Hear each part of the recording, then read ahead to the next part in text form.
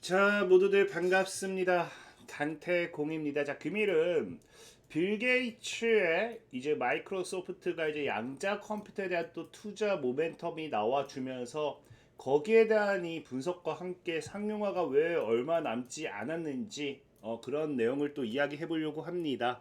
그래서 방송 전 늘 말씀드리는 여러분들의 좋아요, 구독하기, 댓글까지 너무나 많은 힘이 된다라고 말씀드리면서 자, 오늘 방송 시작해 보도록 할게요. 그래서 일단은 뭐 뉴스 나온 게 이거 하나가 또 있어요.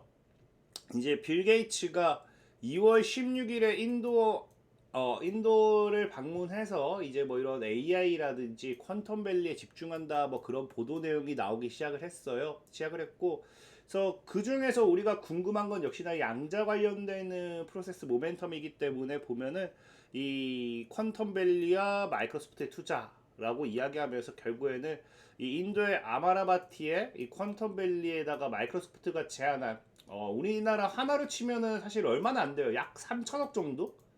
3,500억 정도라고 보시면 좋을 것 같습니다. 그래서 투자에 대한 명확한 해석 제공을 할 수도 있다라고 하면서 회사는 50개의 논리 큐비트를 가진 1200 큐비트 양자 컴퓨터 시설을 구축할 계획입니다. 라는 거거든요. 그래서 지금 현재 최근 인도가 여러분들 알겠지만 미국과 이제 중국 이 다음으로 공식적으로 이제 양자 전쟁에 참여한다라고 하면서 이 관련되어 있는 모멘텀들이 굉장히 많이 나왔었어요. 특히나 최근에 리게티 같은 경우도 인도에다가 공급을 하는 등 계약을 체결하는 등이 인도 쪽으로서의 지금 시장 진출이 꽤 생각보다 많이 나오고 있거든요. 그 말은 지금 어쨌든 시장은 인프라가 지속적으로 확대되고 있다. 라는 부분으로 여러분이 좀 해석할 수도 있고 특히나 지금 마이크로소프트 같은 경우는 현재 50개의 논리 큐비트라고 하잖아요. 근데 이게 지금 당장 보면은 거의 25년 초, 24년도 말, 거의 말쯤에 나왔던 게 세계 최초 양자 논리적 큐비트가 24개였어요. 24개 달성했던 게. 그러니까 지금 아이온큐 같은 경우도 35 논리적 큐비트입니다. 근데 지금 이제 1년 정도 지난 이 시점에서 마이크로소프트가 50을 이야기한다. 라는 거는 정말 생각보다 기술의 발전이 더 빠르다라는 거고, 물론 이 기반, 어떤 식으로의 이런 큐비트를 생성하고, 이건 좀 다르긴 하겠죠? 기술이 좀 다르긴 한데, 어쨌든 아이온큐 같은 경우도 지금 35고, 물론 아이온큐가 이번 연도 목표가 60이었나요? 그럴 거예요. 그리고 내년이 몇백 개 뭐 이렇게 또 얘기를 하고 있긴 한데 물론 이제 그 아까 투자하면서 건물 시설을 짓는다라고 하면 또 한 1, 2년은 걸릴 수도 있어요. 그래서 누구의 기술이 더 낫다 이걸 제가 여러분한테 얘기하고 싶은 건 아니고 제가 얘기하고 싶은 건 뭐다. 마이크로소프트가 지금 정말 1년도 거의 1년 좀 지난 이 시점에 2배가 넘는 큐비트를 더 확장해낸 거는 사실상 엄청난 기술의 발전이라고 생각을 해요. 그래서 지금 현재 마이크로소프트 같은 경우 아까 얘기했다시피 이 인프라를 결국에 뭐한다 확장할 수 있는 기술까지 따라오고 있다라는 거거든요. 그러니까 시장에서는 보면은 마이크로소프트가 원래는 기존에 미국에다가 이제 핵심 거점 연구개발 시설을 만들어 놨잖아요. 그래서 워싱턴이라든지 캘리포니아라든지 이런 쪽으로 해갖고 연구소를 중심으로 만들어 놨는데 그러면서 이제 아즈라 퀀텀 서비스를 통해 가지고 뭐 아이온큐, 뭐 컨티뉴얼 리게팅 등 이런 기업들이 또 인프라를 제공하고 있는 상황에서 뭐까지 하고 있다. 이제 글로벌 인프라를 확장한다라는 것 자체가 사실 이게 굉장히 의미가 있어요.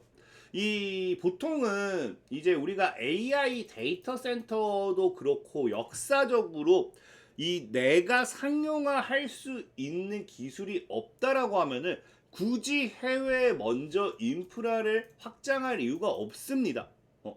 진짜 뭐 상용화가 얘네가 봤을 때 향후 10년이 남았다? 그러면 진짜 굳이 하지 않아요. 적어도 보통 기업이 생각했을 때 정말 상용화가 1, 2년 정도면은 머지 않았구나라는 판단이 든다라고 하면은 그때서야 뭐 한다. 이런 이 다른 이제 AI 같은 경우도 처음에 미국 중심으로 이제 데이터 센터를 확장하다가 그 다음에 상용화가 좀 다가오기 시작하면서 본격적으로 이제 유럽, 이제 미국에서 시작해서 유럽, 그 다음에 이제 아시아 이런 식으로 확장을 시작했던 것처럼 이제 본격적으로 이제 이게 시장에서 어느 정도 사용 가능성이 커짐에 따라서 이런 인프라 구축을 시작한다는 거거든요. 그래서 실질적으로 마이크로소프트가 과거 했던 얘기가 뭡니까? 과거 했던 얘기가 그 25년 1월 25년은 양자 컴퓨터 준비의 원년이라고 선언을 했었습니다. 이걸 제가 작년에도 많이 말씀을 드렸죠. 올해는 양자 컴퓨터의 해다, 준비의 원년이다 이런 거 많이 했는데 많은 사람들은 상용화는 10년 이상을 전망한다 라고 이야기를 하죠. 그러니까 지금 이거를 마이크로소프트는 철저하게 부정하고 있다는 거예요. 보다시피 당시에도 마이크로소프트는 향후 12개월 동안 연구개발이 가속화될 것이고 양자 컴퓨터 준비의 원년이 될 것이다 라고 말을 했고 여기서 지금 뭐 했다라는 거예요. 그 12개월 동안 아까 말했다시피 논리적 큐비트 24개를 만들 수 있던 거를 50개까지 확장하면서 이거를 지금 뭐 했다. 그 기술을 가지고서 지금 인도에다가 투자를 한다라는 거겠죠. 그러니까 보다시피 지금 마이크로소프트는 이미 작년에 어떠한 준비를 다 끝냈다라고 보는 게 좋아요. 그러니까 지금 현재 이런 마이크로소프트의 이런 행보를 봤을 때는 시장은 뭘 하고 있다. 시장이 아니죠. 마이크로소프트는 이미 상용화에 대한 자신이 있다라고 판단할 수밖에 없다라는 겁니다. 특히나 이게 사실 뭐 마이크로소프트가 자신이 있다 없다를 떠나서 마이크로소프트만 지금 이런 인프라를 확장하는 게 아니에요. 최근에도 얘기했지만 아이온큐도 그렇고 다양한 기업들이 지금 글로벌적으로 인프라를 확장하고 있습니다. 그 뜻은 정말로 이거는 여러분들이 생각지도 못하는 순간에 눈앞에 과거에 이제 챗 GPT가 이제 갑자기 등장하면서 AI 관련되는 섹터들이 10배, 20배 이상 올라갔던 거 기억하고 계시죠?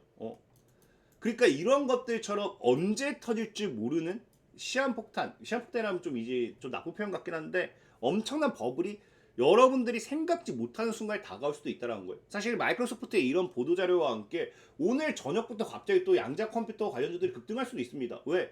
예전에도 마이크로소프트가 나요나라를 이제 공개하면서 급등했고 뭐 양자 컴퓨터 준비 원년 선언하면서 또 급등했고 그런 이력이 있기 때문에 이게 언제 급등한다 이거에 대한 거는 정말로 우리가 확답할 수 있는 건 없어요. 특히나 지금 이제 우리나라 같은 경우도 정부 정책으로 선정한 게 뭡니까? 지금 2년 내 100% 국산 양자 컴퓨터 개발한다라고 이야기를 하거든요. 그래서 지금 양자 컴퓨팅 28년 완전 국산 이게 목표예요. 그럼 얘네들도 사람이면은 생각이라는 걸 하고 전략을 제시를 해요. 그러니까 그 말 무슨 말이냐? 우리나라가 가지고 있는 양자 컴퓨터 기술이라든지 딱 이런 것들을 확보했을 때 만들 수 있는 게 2년이면은 정말 가능할 수도 있겠다라는 생각 안에서 이런 전략이 제시가 된다는 거예요. 그 말은 무슨 말이냐? 자, 우리나라의 양자 컴퓨터 기술도 어느 정도 이미 초기 상용화 단계까지는 왔다라는 거예요. 2년 안에 할 수 있을 만한. 근데 우리나라가 어떤 나라입니까? 우리나라가 추격국이에요. 추격국. 추격국이란 건 그 기술에 대해서 주도권을 가지고 있는 선도 기업이 아니라 이 기술을 쫓아가는 기업이죠. 지금 이 양자 관련되어 있는 기술은 누가 선두입니까? 미국과 중국 그리고 아까 3파전으로 여기가 인도까지 같이 참여해서 이렇게 세 나라가 지금 경쟁을 엄청나게 하는 추세고 우리나라는 추격국인데 우리나라가 2년 내 100% 국산 양자 컴퓨터 개발을 목표로 로드맵을 발표할 정도면은 사실상 시장에서 이 선도 기업들은 이미 상용화 직전 단계 기술을 충분히 확보했다라고 보는 게 맞습니다. 보는 게 맞아요.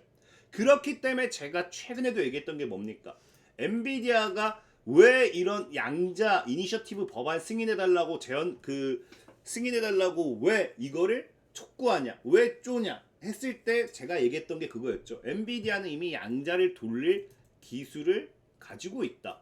그러면은 이걸 얘네들이 이제 팔아야 되는데 정부가 고객을 만들어 줘야지만 뭐 할 수 있다, 팔 수 있다라는 거예요. 이런 양자 이니셔티브 재승인에 대한 법안이 또 통과가 되면서 이게 다시 진행이 되었을 때 정부 정책으로서 정부가 돈을 쓰기 시작하고 엔비디아가 그래서 국방이라든지 이런 쪽으로 해가지고 뭐 한다? 정부로부터 고객을 확보하고 양자 관련되어 있는 부분에 있어서 돈을 벌 수 있는 상황이기 때문에 그러니까 지금 제가 늘 얘기했던 게 이미 엔비디아의 이런 걸 보면은 시장은 기술이 이미 있다라는 거예요. 기술은 있는데 뭐가 없다. 지금 이 양자에 대한 이런 아까 얘기했다시피 이니셔티브 법안 이런 것들에 대한 부분 정부에 대한 지원 정책이 사실상 좀 많이 부족하면서 고객이 없다.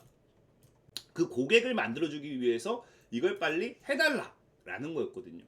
그래서 저는 진짜 이제 이런 앞서 말했던 빌 게이츠의 이런 또 투자 모멘텀이라든지 지금까지 최근 계속 얘기했던 양자 컴퓨터 이런 흐름들을 봤을 때는 정말 제가 뭐 양자 컴퓨터 2, 3년 내 상용화라고 하지만 정말 저는 빠르면 올해도 갑자기 딱 나올 수도 있다라고 생각을 해요.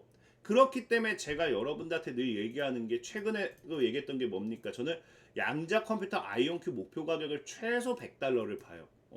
최소. 정말로 저는 얘가 이제 아이온큐 같은 경우도 이 우리 엔비디아처럼 포지션을 잘 잡아준다라고 하면은 정말 $500 뭐 이런 게 뭐 불가능하지도 않다라는 거예요. 그러니까 이 상용화가 본격적으로 시장에 다가오는 이 순간 이제 양자는 여러분들이 사고 싶어도 못 사는 기업이 됩니다. 특히나 제가 최근에 얘기했지만 아이온큐의 가장 큰 문제는 뭐였다 했어요. 공매도가 굉장히 많았다고 했죠. 이 공매도가 굉장히 많았기 때문에 얘네들이 뭐 해줘야 된다. 결국엔 쇼스키지. 다시 사서 갚아야 돼. 그리고 이런 공매도가 쌓여있는 상황에서 갑자기 상용화라는 모멘텀이 크게 한 방 터진다고 생각해봐요. 그럼 우린 뭐까지 생각해볼 수 있다? 과거에 여러분들 굉장히 기억이 나실 거예요. 이제 공매도와의 재미는 한판에서 뭐 게임스탑. 당시에 이 게임스탑을 통해서 공매도와의 이런 전쟁, 공매도가 순간 게임스탑에 이제 개인들이 달라붙어서 주가를 끌어올리니까 뭐합니까? 공매도 세력들이 쇼스키즈로 순간적으로 많이 사들여야 되겠죠. 그러면서 주가가 엄청나게 올라갔어요. 그래서 6천만 원 투자해가지고 450억 원을 벌었다는 인증도 나왔습니다. 그런 사태가 아이온큐에 나오지 말란 법이 없어요. 이렇게까지 공매도를 치고 있는데 최근에 이제 울프백을 통한 또 공매도 리서치도 나왔죠. 이렇게 공매도를 치고 있는데 갑자기 상용화 모멘텀 나온다? 서학게임이고 뭐고 그냥 아이온큐 미친듯이 사들이면서 순간 쇼스키지 달라붙고 엄청난 상승 파동이 나올 수도 있다는 거예요. 그래서 시장은 늘 얘기하지만 양자 컴퓨터는 이제는 우리는 기다림의 영역이라고 생각을 해요. 우리가 할 수 있는 거 다 해놨고 양자 컴퓨터 상용화에 대한 기대가 지금 계속해서 나오고 있는 부분입니다. 시장이 무너진다고 해서 얘가 끝나는 게 아니다 라고 좀 말씀드리면서 오늘 방송 마무리하도록 하겠습니다. 자, 지금까지 강태공이었고요. 여러분들의 좋아요, 구독하기, 댓글까지 너무나 많은 힘이 된다 말씀드리면서 자 모두들 안녕.